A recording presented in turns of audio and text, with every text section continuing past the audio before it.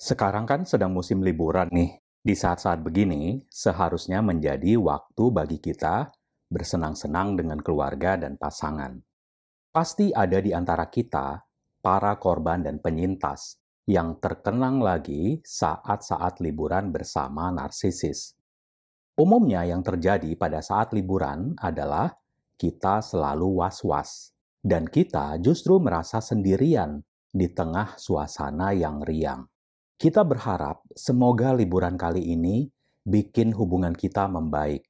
Semoga nanti nggak ada yang bikin dia bad mood. Semoga dia suka ya tempatnya, hotelnya, pelayanannya, makanannya. Di awal-awal hubungan, momen liburan yang kita rasakan seperti mimpi jadi kenyataan. Bodohnya kita biasanya emang kita sangat ingin cepat-cepat bisa liburan bareng, yang justru dimanfaatkan mereka dengan siasat love bombing, di mana mereka seperti sosok yang ideal di mata kita. Tapi berikutnya, bahkan hanya dalam hitungan bulan saja, dia sudah menunjukkan gejala-gejala aneh. Selalu cemberut, bad mood, nggak mau diajak foto bareng. Cuma mau dia difoto-foto sendiri sama latar belakang atau makanan. Terus dia suka ngider sendiri, asik dengan HP. Terus mau cepat-cepat pulang. Seperti tidak menikmati apapun itu. Sampai hotel juga nggak ngapa-ngapain. Ada apa sih? Padahal itu tempat yang sama-sama baru pertama kali kita kunjungi. Dan kita cuma punya waktu di liburan itu. Kenapa nggak bisa gitu positive vibe ya? Padahal semua kan udah kita yang urusin. Dari beli tiket, booking kamar, rental mobil, paket tour, dan lain-lain. Dia kan tinggal duduk menikmati doang. Kenapa sih narsisis merusak liburan?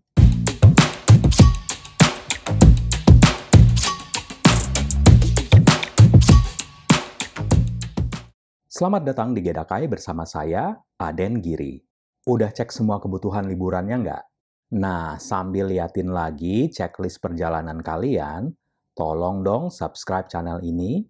Dan jika kalian memang bersedia, silahkan menyumbang super thanks buat saya. Saya doakan liburannya menyenangkan dan selamat dalam perjalanan pergi dan pulang. Amin. Terkadang pengen rasanya saya kemplang tangannya yang lagi megang HP. Matanya dan jarinya asik dengan handphone. Kadang sampai matanya kelihatan lelah dan memerah gitu. Nggak bosan apa? Padahal ini waktunya liburan. Yang cuma 2-3 hari. Harusnya dimanfaatkan lah. Recharge gitu. Dan detox dari dunia maya yang apa sih begitu-begitu doang. Urusan kerjaan juga udah close semua lah musim liburan gini. Coba gitu lihat pemandangan, nikmati udara segar, lihat bagaimana orang berinteraksi, ngobrol sama penduduk lokal, bagaimana cara mereka manggang ikan, bumbunya apa, lihat budayanya, dan lain-lain. Kan bisa ya? Pas kita ngelewatin apa gitu dan saya lihat sesuatu yang menarik perhatian saya, terus pengen share apa yang melintas di pikiran. Yang terjadi justru saya jadi mangkel. Karena pas saya noleh dan excited pengen cerita, dia lagi-lagi cuma mainin HP. Dan selalu, nggak pernah fokus. Sebenarnya dia menikmati liburan nggak sih? Ngapain minta liburan kalau di tempat liburan dia hanya haho. Kayak nggak ada jiwanya gitu. Karena saya yang lebih tua dan lebih sering bepergian, di beberapa tempat memang saya sudah pernah datangi. Dan dengan mantan narsisis itu, saya tetap menunjukkan kalau saya excited. Pengen tahu juga reaksi dia gimana. Apa yang dia nikmati. Namanya juga pengen nyenengin pasangan kan ya. Harusnya dia kan senang. Tapi kok B aja sih? Nggak ada terima kasihnya, nggak ada excitement-nya tentang apapun itu. Diajak sepedaan pagi-pagi ke pantai yang easy access dari villa. Katanya mager, mau di villa aja. Oke deh, saya sendirian. Terus saya balik lagi ke villa juga nggak ada mesra-mesranya. Matanya tetap aja ke HP. Atau kelihatan bosan gitu. Ntar pas sampai lokasi, excited sebentar. Terutama pas makanan udah datang. Terus dia foto-foto. Terus sibuk lagi dengan HP-nya. Tapi kenapa foto liburan jarang banget dia posting? Padahal itu tempat yang baru pertama kali dia kunjungi. Dan dia suka banget sebenarnya di foto dan foto-foto gitu. Ternyata saya baru tahu setelah kami pisah. Saya lihat histori status WhatsApp dan Google Image-nya. Foto-foto yang dia ambil itu memang ditujukan untuk audiens yang berbeda-beda. Sama si A statusnya begini. Sama saya, yang bisa saya lihat ya statusnya beda. Sama si B beda lagi. Dan yang pasti menggoda orang lain juga selama liburan. Entah pas lagi breakfast atau ngopi gitu, pernah di suatu waktu saya sampai towel kakinya, ngapain dia liatin tuh bule tua yang genit. Saya mikirnya dia yang lugu, belum tahu kalau bule tuh nggak usah dilayani. Banyak yang nggak jelas, ya kan? Ternyata karena emang dia yang melayani juga. Memang dia yang suka. Entah maksudnya apa, yang penting dia dapat perhatian. Betapa naifnya saya. Kukira lugu ternyata suhu. Apa aja dia embat. Nggak peduli bule jelek gembel juga. Saya jadi paham mengapa dia nggak mau diajak activity bareng. Sibuk aja dengan HP. Atau kalau bareng pun, suka kelihatan ngeloyor sendiri. Jalan beberapa meter di depan. Nggak ada kebersamaan dengan pasangan.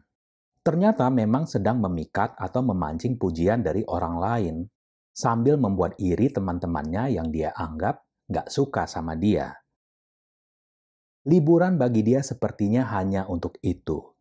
Ribet banget sih hidup si narsisis ini, makanya mereka seperti nggak pernah tenang. Selalu kelelahan, karena nggak bisa menikmati momen yang ada. Nggak bisa berdamai dengan diri dan pasangan. Padahal apa coba yang dia cari? Jika ada pengalaman biasa atau mengecewakan, destinasi wisata kan bukan kita yang bikin. Apalagi kalau di Indonesia kan luas ya. Banyak pulau-pulau lain yang sangat indah, tapi perjalanan ke sana makan waktu atau fasilitasnya yang terbatas.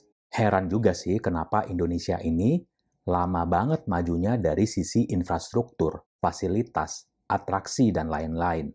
Selalu disalip sama kemajuan negara-negara di ASEAN. Masalah kenyamanan berwisatanya. Kalau Singapura ya emang udah nggak bisa disamakan ya. Beda pasar juga. Kalau dulu tahun 80-an sama Malaysia. Terus disusul Thailand, Philippines. Terus sekarang malah disalip lagi sama Vietnam.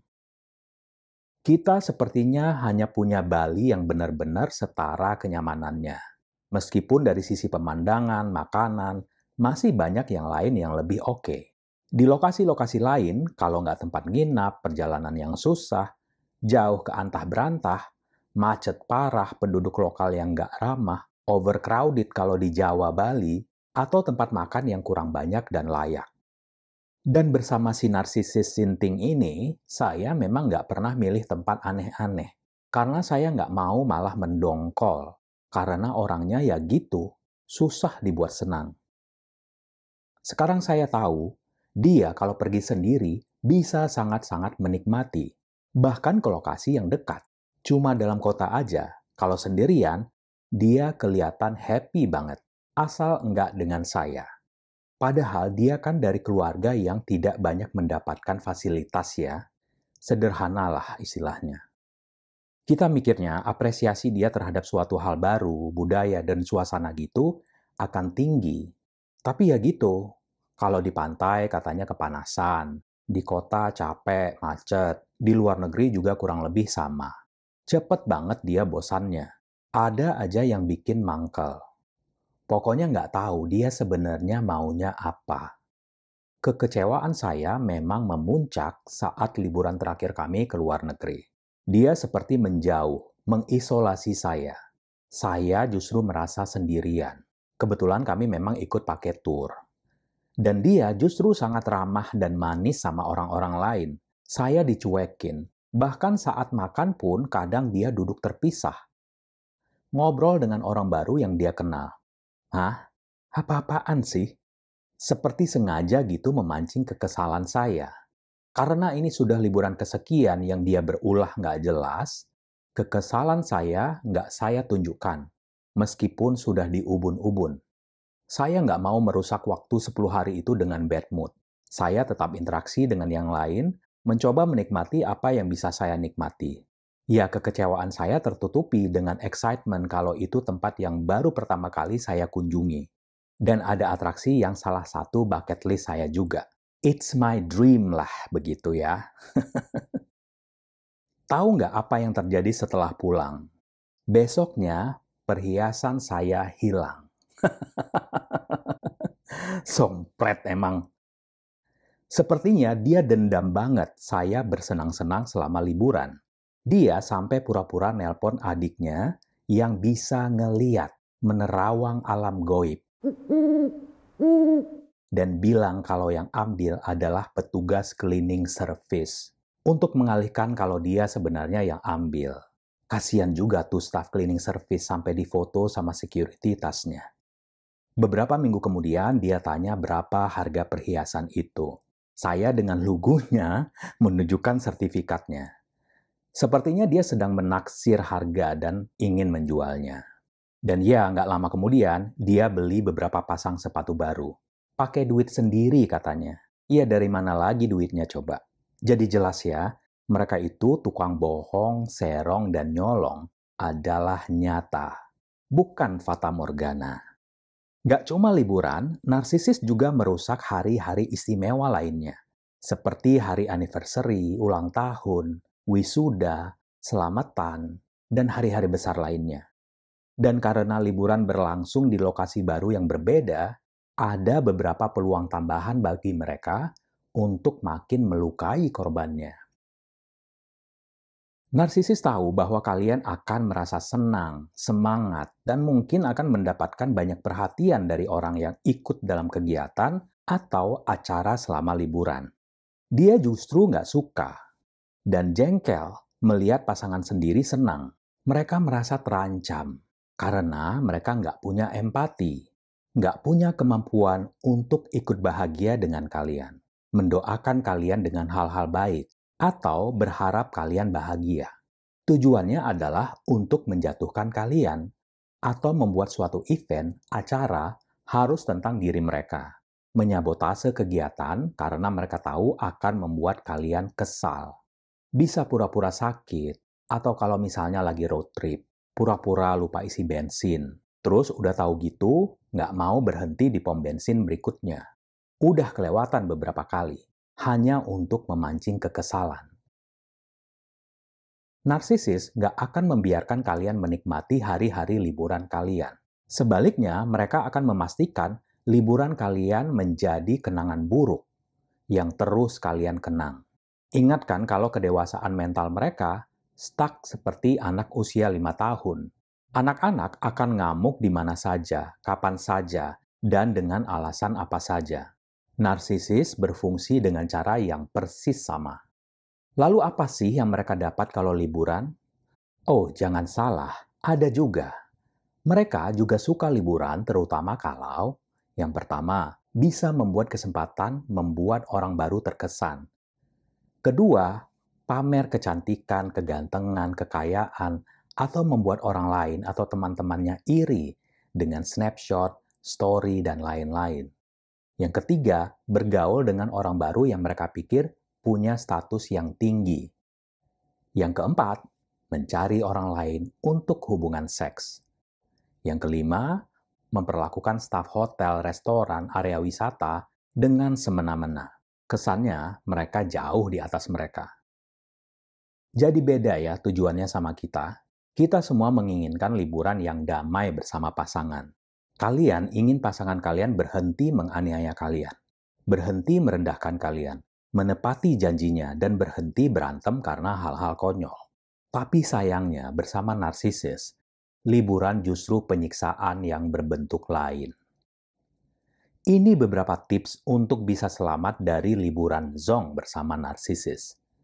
Yang pertama, jika nggak perlu-perlu banget, pertimbangkan untuk tidak pergi berlibur sama sekali. Emangnya perlu banget ya kalian ngetrip bareng si narsisis? Pikirkan lagi matang-matang, apakah kontranya lebih banyak dari pro-nya? Apakah kalian hanya sendiri? Adakah anggota keluarga yang lain? Kalau tambah bikin stres, ya mending nggak usah pergi. Yang kedua, jika kalian nggak harus pergi, tapi kalian pengen banget pergi. Nah, di sini belajarlah untuk menerima bahwa pasangan kalian nggak akan dapat menikmati liburan seperti kalian. Dan liburan tersebut mungkin nggak akan berjalan lancar. Jangan kaget dengan hal-hal yang akan terjadi. Dan jangan ambil hati. Cuek bebek aja. Nikmati naik banana boat, flying fox, snorkeling, main pasir, bakar jagung, dan lain-lain. Cuekin aja mereka. Tapi jangan lupa sembunyiin perhiasan ya. Karena mereka akan balas dendam. Hanya karena kalian terlihat bersenang-senang. Yang ketiga, jika kalian terpaksa harus pergi dan kalian khawatir akan terjadi hal-hal yang buruk, pastikan ini. Selalu punya kunci kamar cadangan. Selalu punya uang tunai atau akses pembayaran sendiri. Jika kalian berada di negara lain, pastikan kalian punya beberapa lembar uang tukar setempat untuk jaga-jaga. Ketahui di mana lokasi kedutaan, kontak darurat, dan lain-lain. Pastikan ada minimal 2 orang aja yang tahu tentang liburan kalian ini. Kalian kemana dan mau ngapain aja. Maksudnya adalah jika terjadi apa-apa, kalian nggak bergantung sama mereka. Liburan seharusnya menyenangkan dan menenangkan. Menjauh dari kehidupan sehari-hari dan masuk ke dunia lain untuk sementara waktu. Yang diharapkan bisa recharge diri kita agar lebih segar menjalani kehidupan. Pasti selalu ada aja kendala dan gangguan di sepanjang perjalanan. Tapi setidaknya kita tahu hal-hal yang bisa kita harapkan. Checklist barang, dokumen, tiket masuk, obat, cuaca tempat tujuan adalah untuk meminimalkan risiko liburan yang zonk, sambil tetap punya ekspektasi yang realistis. Bepergian dengan seorang narsisis memang di luar nurul dan tak habis fikri. Makanya perlu tindakan pencegahan sebelumnya untuk melindungi diri dan hati. Apa sih pengalaman liburan kalian bersama narsisis? Coba tulis di kolom komentar ya. Bagi kalian yang membutuhkan sesi one-on-one dengan saya, silakan book di chat.gerakai@gmail.com. Jika kalian suka konten ini dan konten-konten lainnya, please subscribe, like, and share. Dan jika kalian mau bermurah hati, silakan menyumbang super thanks buat saya. Selamat liburan, hati-hati di jalan, dan selamat tiba kembali. Semoga konten ini bermanfaat. Terima kasih atas perhatiannya. Salam hangat dan sampai jumpa.